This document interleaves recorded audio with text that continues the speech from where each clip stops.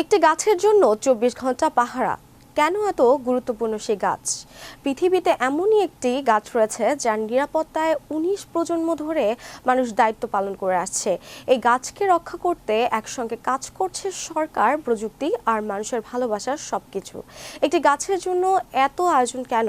বিস্তারিত থাকছে ডেস্ক রিপোর্টে। চীনের এমন একটি গাছ রয়েছে যার নিরাপত্তায় ১৯ প্রজন্ম ধরে মানুষ দায়িত্ব পালন করে আসছে।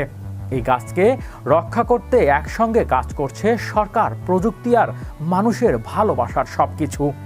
প্রশ্ন হলো, একটি গাছের জন্য এত আয়োজন কেন? চীনের আনহুয়াই প্রদেশের বিখ্যাত ইয়েলো মাউন্টেনের চূড়ায় দাঁড়িয়ে আছে গেস্ট গ্রেটিং পাইন। প্রায় ১০০০ বছর আগে শক্ত গ্রান্টি পাথরের গায়ে থেকে জন্ম নেয়া এই পাইন গাছ আজ চীনের আতিথেয়তা ও বন্ধুত্বের প্রতীকে পরিণত হয়েছে। আপাতত দৃষ্টিতে দেখলে মনে হয় যেন সেই দুই হাত বাড়িয়ে আগত অতিথিদের স্বাগত জানাচ্ছে।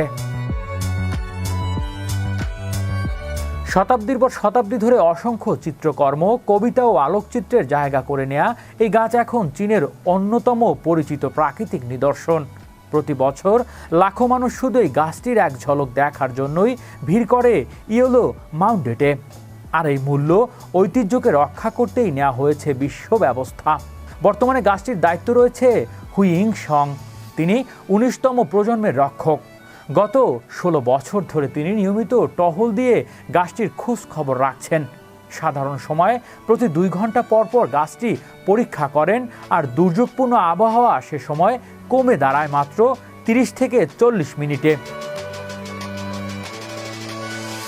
খুব কাছের এই গাছটি পরিবারের একজন সদস্যের মতো, তাই প্রবল বাতাস, বন্যা কিংবা বরফ শীতল বৃষ্টির সময় অনেক রাতের নির্ঘুম কাটে। পাহাড় জোরে যখন কুয়াশা নামে, ঠান্ডা বাতাসের শব্দে চারপাশ কেঁপে ওঠে, তখনও তিনি তার সহকর্মীরা পাহারায় থাকেন। তবে শুধু মানুষই নয়, এই গাছের নিরাপত্তায় যুক্ত হয়েছে প্রযুক্তিও।